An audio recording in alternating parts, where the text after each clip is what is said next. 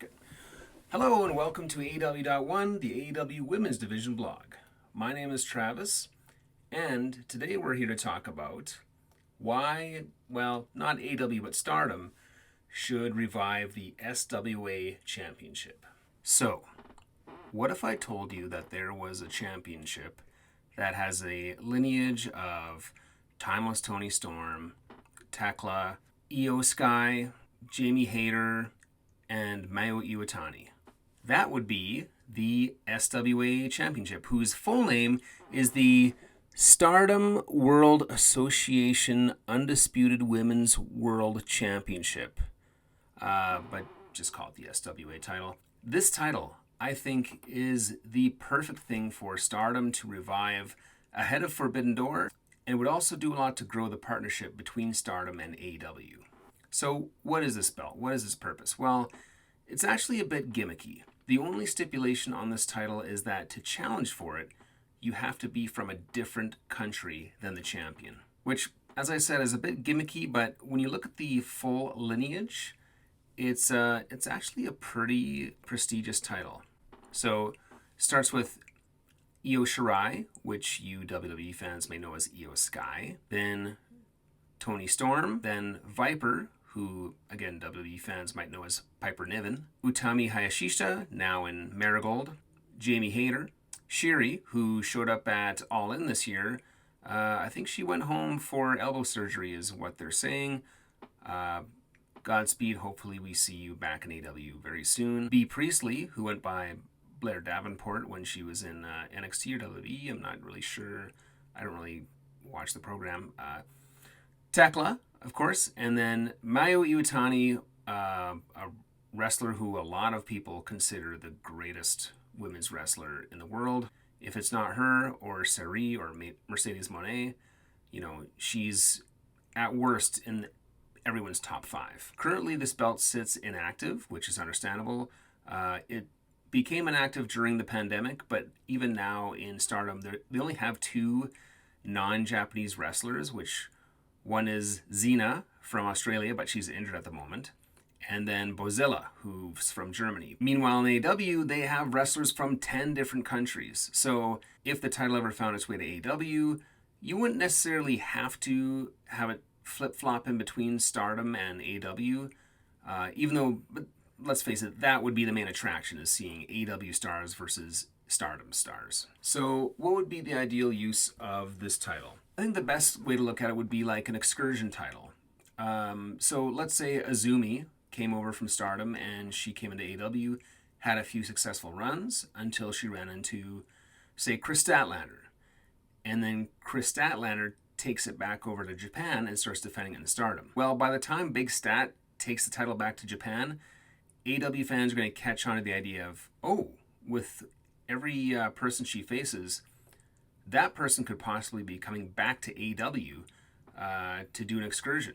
So it becomes a sort of exciting thing where, you're kind of cheering for Stat probably, but if she's going in there against, say, Natsupoi, I'm sort of like, I would love to see a Natsupoi run in AEW. Similarly, if Micah was to take the belt off of Stat and come back over to AEW, Stardom fans would start to see Micah's defenses as possibly sending that AEW wrestler back over to Japan to wrestle in Stardom for a while. I think that would be super intriguing to watch. Every title defense would open so many booking possibilities. So, it's a neat idea.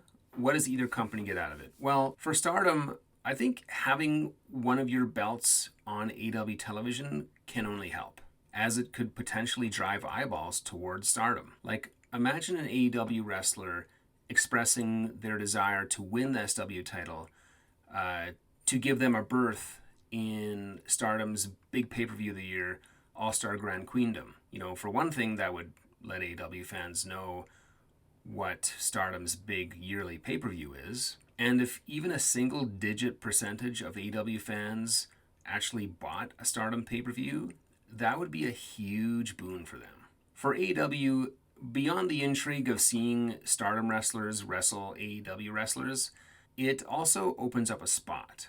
Tony Khan actually does a pretty good job of booking women's non-title programs. But the thing about secondary championships is that they're often good for obscuring when someone who's really over and should be going for like the world title, but you don't want them to go for it right now. Maybe you have a new champion, or you want a champion's run to last a little while, and you don't want to have them beat that challenger, and similarly you don't want the champion's reign to end. So it's kind of a side quest, but a very intriguing, very interesting side quest that opens up all kinds of possibilities.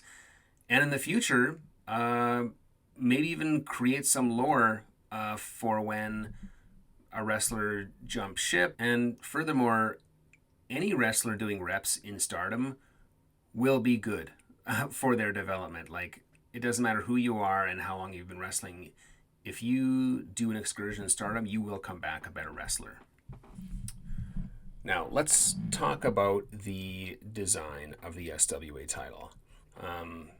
I apologize if there's some special meaning that I don't know about, but it's an ugly title. But, you know, sometimes that can work in a title's favor, in that if the title looks outdated, that may obscure how actually new this title is. And combine that with this championship's crazy awesome lineage, the title's look maybe perfect for extolling its prestige on an unknowing AEW audience, even though, admittedly, it's kind of gimmicky. And still, even if Stardom wished to redesign it or upgrade it, you know, sort of like how AEW did with the All Atlantic title, turning it into the International title, maybe it's best to wait.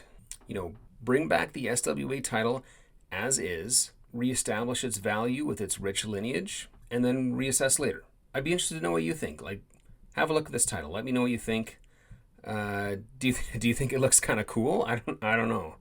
It's not my cup of tea, but you know, sometimes I'm the low man on the aesthetics of a title. Maybe I'm the odd person out here. In any case, if AEW and Stardom are looking for a vehicle to grow their partnership and have more interpromotional matches, I think reviving the SWA Championship is just the thing. And Tony Khan, I know you like tournaments.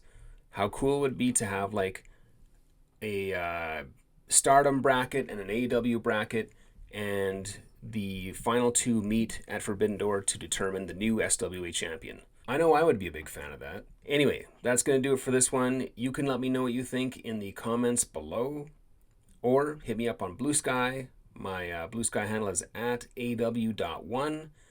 Again, the website where I do all my blogs is aw.one. Yes, .one is an actual URL.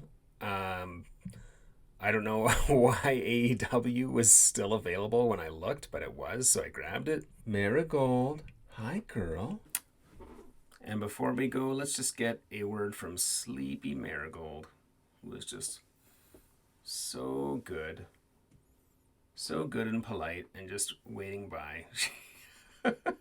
She's so sleepy. All right. Thanks for watching, and remember to let the women in your life know how much you appreciate them. Say bye, Marigold. Say it. Love you.